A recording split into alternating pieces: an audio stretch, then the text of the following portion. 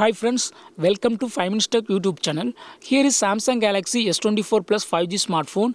In this video, you will learn how to remove language in your phone Samsung Galaxy S24 Plus 5G. First of all, go to settings in your phone, then go to general management,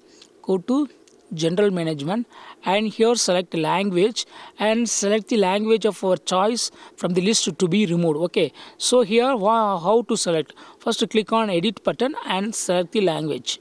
Okay, I have selected other three languages except English. Okay, click on delete button and click on remove, and they will be removed from the list. At any later stage you can add language that you have removed. Okay, I have now add language to the list. Okay, so if you want to remove, click on edit button and select the language to be removed and click on delete and it will be removed. Okay, so in this way you can easily remove language from your phone Samsung Galaxy S24 Plus 5G.